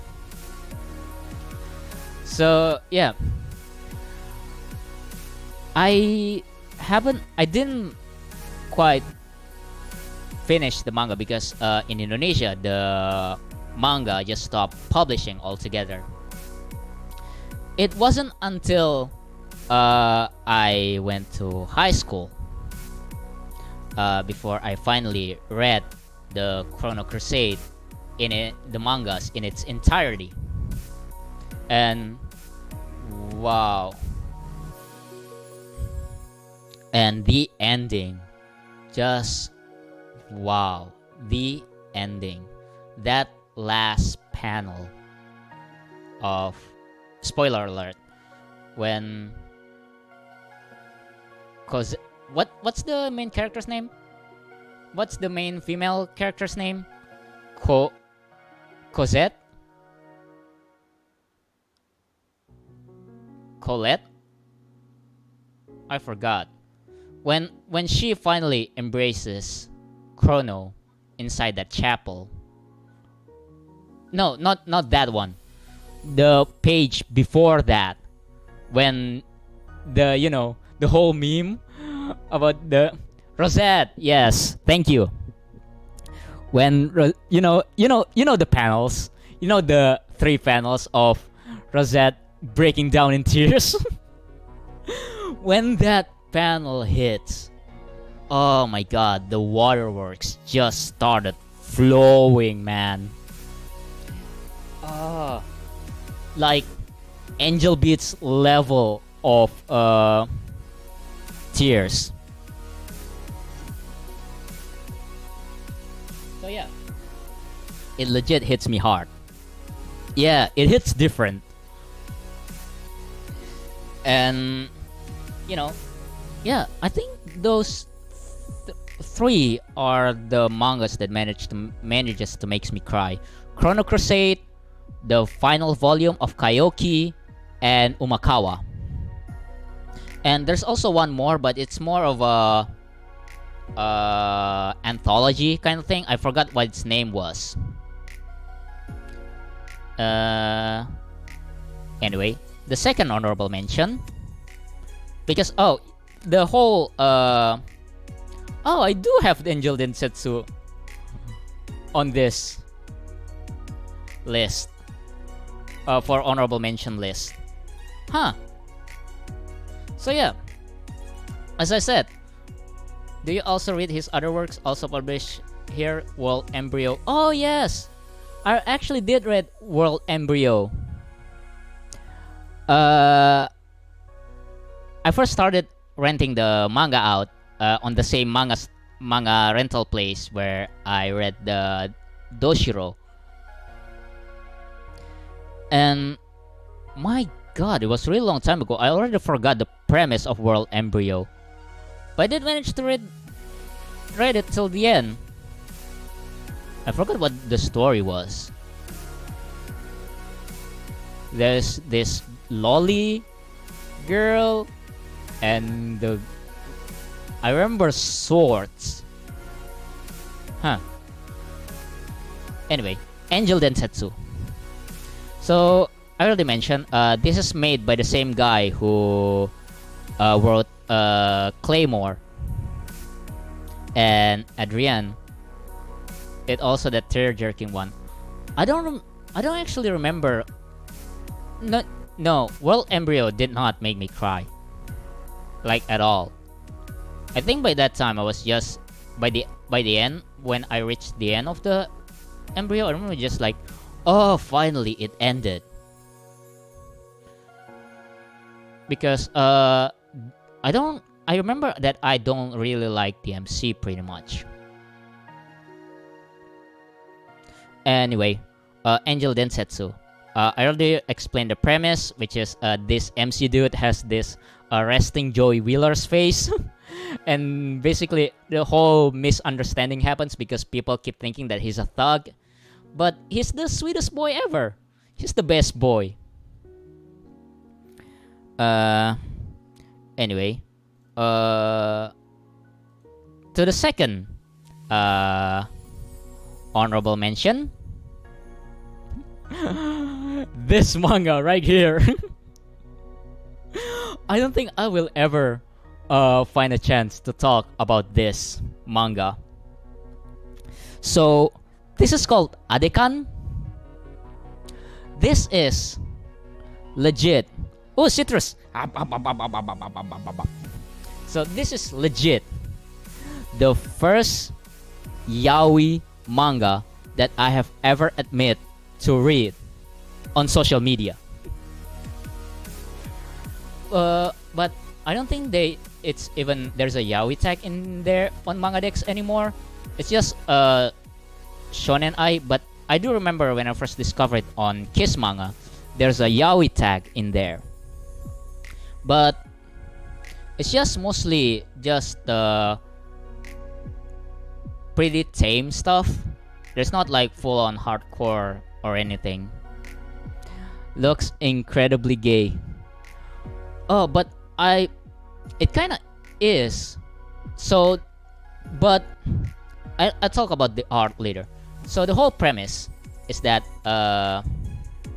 this police dude, it's basically a whole mystery battle action kind of thing. it's a detective story where there's a where this police dude just police guy, the one with the hat, basically going around the, it's set within the Meiji era, I think, where this police guy just going around solving cases, and it mostly involved this sexy total guy. I forgot the term. So this guy is an umbrella seller who makes like really this bizarre umbrella designs full of heavy ornaments and stuff, so it doesn't sell well. And one of the twists is that turns out the umbrella seller guy was actually a former assassin who's specialized in hiding in hidden weapons within their body. So they hide within the most inconspicuous places behind their clothes, which is the reason why he is wearing very barely minimum amount of clothing.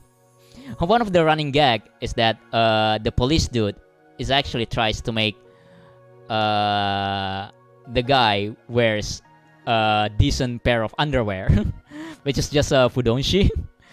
It's one of the running gag of the series. Anyway, so the art of this series is really well done. It has really detailed like architecture of the background, which I really haven't seen in any other manga. And you know, there's also action scene. This manga actually has been adapted to many stage plays in Japan. I didn't know. You can look up ADEKAN live action stage play on YouTube, and you can see all this stage actor just wearing the whole corset costume with hidden blades and stuff. It's really hilarious. And yeah, so back then when I first discovered it, there's a yaoi tag, but I think in MangaDex the yaoi tag is already gone because you know, there's no gay sex scene in it. I guess they couldn't put yaoi tag in it unless there's a gay sex scene. It's mostly just bishis just showing off their bodies, just their lean, perfect bodies. And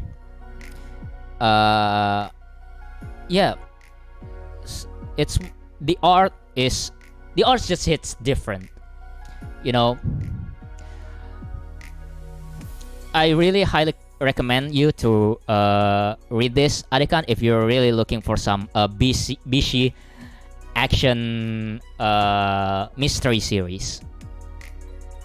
And next up in our honorable mention list, Sazan Eyes. Yeah. Oh, this one, I think this is also one of the other longest manga that I've ever read, and also one of the first kissing scene that I have ever printed. Yeah.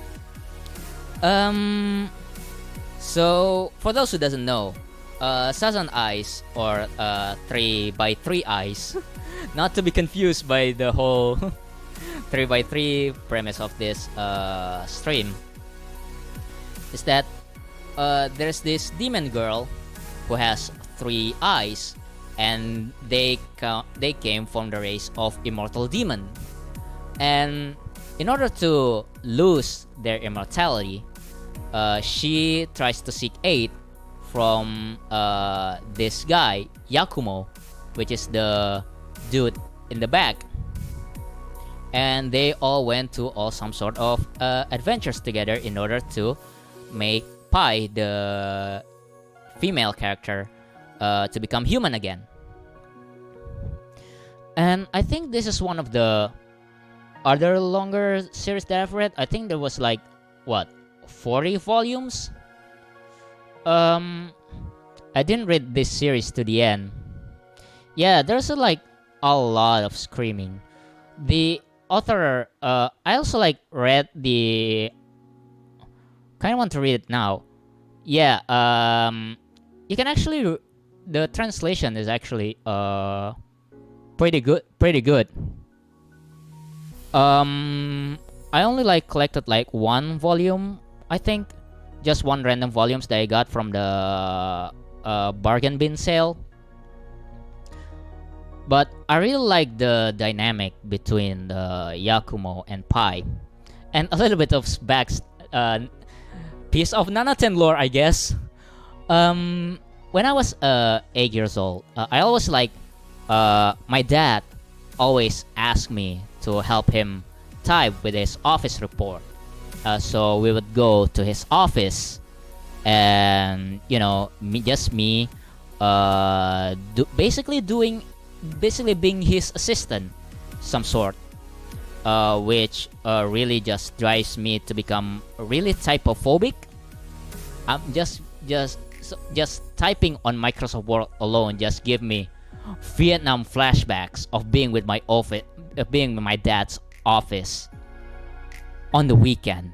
Just the memories of all the stolen time, of stolen childhood time, just being taken by my dad, trying to force me to do some work, unpaid even. So it's all just bring sorts of trauma. So one of my dad's computer, there's a bunch of anime images. By the way, that is also the time where I discovered CHRNO CRUSADE. And anyway, one of my dad's office computer, there's like this folder of a bunch of anime images. And one of the anime images is actually the kissing scene from the Sazan Ice OVA. It is the second OVA series, the Genmamo Tenmo. I think that was the title, I think. And so so being a horny 8-year-old that I was, I keep like printing out all the screen grab from that Sazan Ice, the kissing scene. Because in that scene, it's just a bloodied Yakumo trying to kiss Pi. Just having this sweet, tender kiss with Pi. And I just, like, printed the shit out of that screen grab every time I visit my dad's office. Yeah. And back then, I didn't know what anime it was. I only discovered Sazan Ice the same time as my college freshman year, where the exploding bike happens. That story sure comes out a lot in this stream. In that same store, the first book, the first series that you can find is Sazan Ice, like right next to the entrance. So I start grabbing the volumes, Sazan Ice volumes. And I read it. I read the adventures of the Yakumo and Pi. And I got so absorbed, I started watching the anime OVA. There are 2 OVA series actually. I really highly suggest you to watch that, because it's basically just the abridged version of volume 1 to 10. And I got really into the Sazan Ice. And then I started playing the PS1 games. I actually did play one on this channel, but only like for one video. I should probably get back into that. It's in Japanese, but I did manage to finish it. So I'm probably going to play it for the stream once I got my V graphic cards sorted out. Which, by the way, please donate. Please consider donating, so I can upgrade my stream, so I can have a stream that is more than 12 FPS. Please. Link for the donation is in the description. Thank you. So yeah, I read the Sazan Eyes for like the entirety, and I looked it up, and turns out there is a sequel. There's a bunch of sequels of Sazan Eyes that was left untranslated. Don't you have idea donation? Sadly no. Yeah, I keep forgetting to set up Saweria. I think that's what's it called, like Saweria. I keep forgetting to set that up for my channel. Anyway, so I discovered that there were sequels. There's a Gaiden, which tells the story of all of the characters after the end of the original Sazan Eyes, which, by the way, was still left untranslated until now. One of the reasons how I discovered the sequel, the Gaiden series, is that there's also another sequel, which, by the way, I made a review of that on my blog. You can go to my blog and just type Sazan Eyes. You can go there and just read my whole review on my of the sequel, which is actually how I discovered Young Manga online magazine, because it was published there along with the what's the manga by the Apocalypse no Toride author about people getting fed up like cows. I forgot what it was. So the Sazan Eyes is one of the, because the Japanese sites is actually a pay-per-view, and Sazan Eyes sequel was one of the titles that was actually free. So I started reading that, I wrote the review, and I haven't touched the series ever since. And then they announced another sequel, which by then I was like, nope, not gonna read it. Wow, we sure talk about a lot of mangas. Oh. What else? Honorable mentions. I don't have I forgot to download the images if I'm going to make a whole honorable mention stuff. There's also Mizukami Satoshi manga. Hold on, let me just go back to the whole 3x3 list right here. Like, anyway, the Mizukami Satoshi manga, such as Comet Lucifer, which is getting an anime adaptation. When's the Comet Lucifer anime going to air? Is it this summer? Or is it next year? Hold on, let me look that up. Comet Lucifer and... Hold on, let me go to my Google. Comet Lucifer and Biscuit Hammer anime, when it's airing. Oh, July 8th. Yeah, Biscuit Hammer.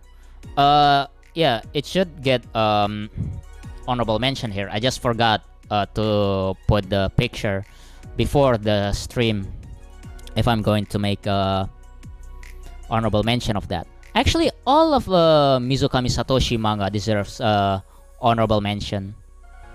Especially Sengoku Yoko, because another story about that manga, Sengoku Yoko, because it is actually one of the only manga where I remember watching the live translation thread on 4chan. I have very vivid memory about that. It was during my field training, my teacher training, and the author knows how to get you right in the fields. Yeah, he is. I actually learned about how about manga paneling and composition from Mizukami, and how to how the angling of character angle plays a huge part in manga panels.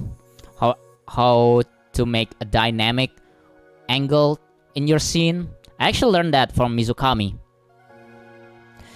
Anyway, back to Sengoku Yoko. It was I think it was, we had this English camp program that we did in this really rural village. Wow, it's really hard to say that word, that phrase. Rural village. Dynamic entry. Oh god, I remember that scene from Biscuit Hammer. Oh god, that scene. Anyway, so I was doing my teacher training. We had this program of English camp in middle school, for middle schoolers in the middle of nowhere, and I was just, it was at night. We had this should I say talent showcase night during the camp, and I just all these people had this showcase while I just sitting there in the corner with my laptop and a really shitty phone that I use as a, not my phone, a shitty modem, USB modem that I use to read like the final chapter of Sengoku Yoko. And I really remember reading that last panel of just the characters just saying goodbye to the readers, and it really hits me in the feels because I've been following the manga for like a long time, and just the characters just breaking the fourth wall, just saying goodbye to the readers, it hits different, you know. So there's this sense of melancholy to all of this. Oh wow, we sure like talk a lot about manga. What else? I guess we all like, I guess like we've burned through like all of the mangas in this list. If you have like a manga recommendation that you want me to read, go ahead, just put it right now, or just hit me up on Twitter. Wow, yeah, I cannot believe like this is probably the most engaged stream I've ever done. I cannot believe that it only took me to go back to my manga roots to like finally have a really interesting stream. Every time I try to play a game, I just basically talk into a brick wall. I should probably do this like more often. I actually plan on talk about MSR VR The Return of Johnny Ridden. What is that manga? MSV are the return of, oh, found it. Oh, Oh, it's a Gundam. Huh. Some of the mangas does not get mentioned in this. Like Tekken Chinmi, or Indonesia we call it Kung Fu Boy. Because Kung Fu Boy, Shuranomon because of the DMCA. What else did happen? Oh, Citrus. What else? The manga that I forgot to mention. New Gundam is cool. The only Gundam that I've watched, I stopped watching after Gundam Seed and Build Fighter Strike, the first season. Love Kung Fu Boy. Who Indonesian manga readers that hasn't? It's been like years since the last time I've translated Kung Fu Boy. I keep getting occasional message of telling me that I should resume Kung Fu Boy.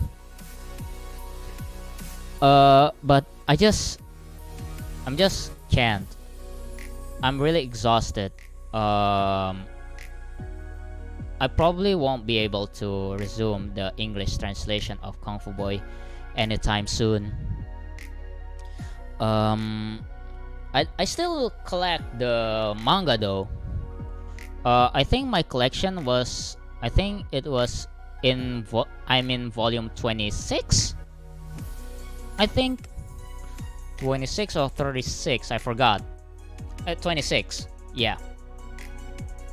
It's just because I finally like grow out of the phase where I would download the magazine raws from monthly shonen magazine, and the whole Kung Fu Boy just fall out of me. And the latest volume is 27. Yeah. And I just don't have the motivation to continue with Tekken Chinmi Legends. But I still have like all of the Shin volumes and the original Tekken Chinmi.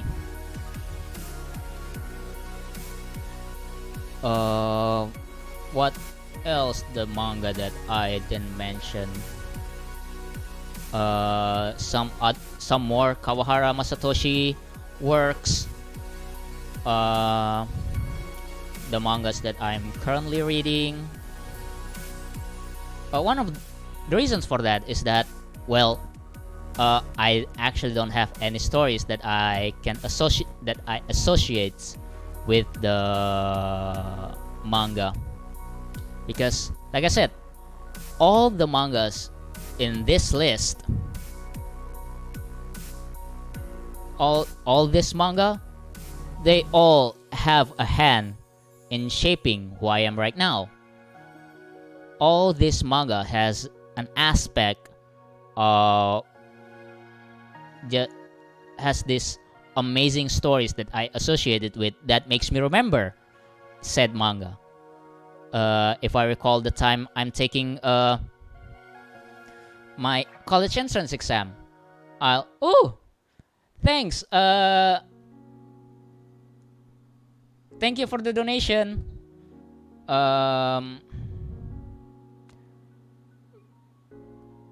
Thank you for the coffee donation. Yeah. So if I like I said, if I remember the time when I had my college entrance exam, I will remember reading Corcel Tenryutsushi for the first time. And if I remember Doushiro, I will always remember the flames that burn into my bike. My old bike. And hold on, who was it? Someone supported you on coffee. There is on pay. Oh, thank you for $3 donation, Darius. Wow. And if I wanted to recall if I read Umarekawatte mo, I will always remember the memories of my grandparents and my grandmother's funeral. But these are still good manga, so I highly recommend you to check out at least 8 of this, because you probably won't going to read Doraemon. So yeah, that's the end of tonight's stream. I hope you had a wonderful time.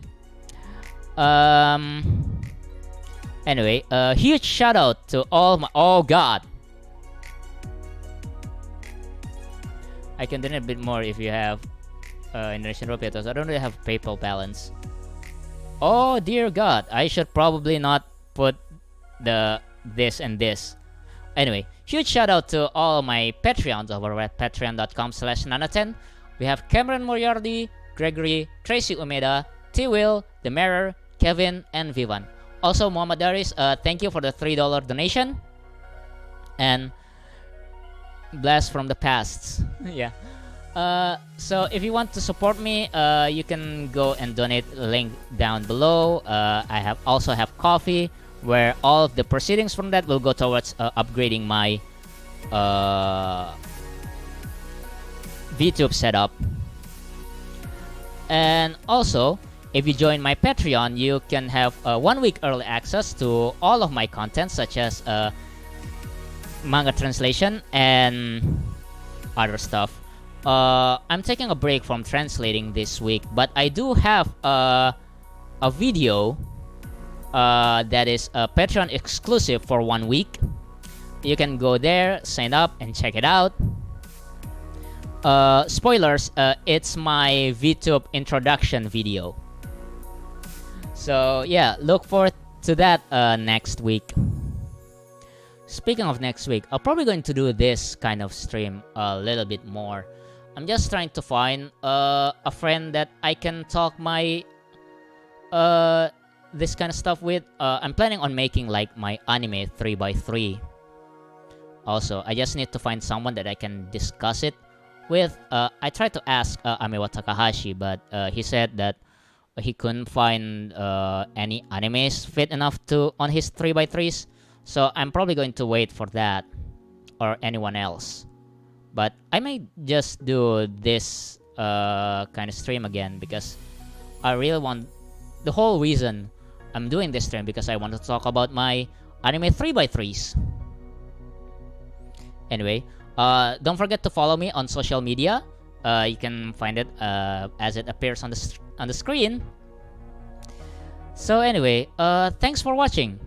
I hope you have a wonderful week ahead of you. And I think I forgot about something. What is it? Oh, like, alright. Don't forget to like the stream, and don't forget to hit that subscribe button if you haven't, and ring that notification bell button to get notified on all of my future stream and content, especially for that VTube introduction video coming up next week. So yeah, hit that bell button and leave a comment if you want. Actually, leave a comment down below if you want to recommend me some mangas to read, because it really helps with the engagement of the video. Because god, I really miss having engagement in my streams. Actually, not at all, because this is the first time I've ever like engaged with my chat like at all. So yeah, I guess that's the end of tonight's stream. I'll see you on the next video and stream. I keep saying that a lot. Bye! And end stream.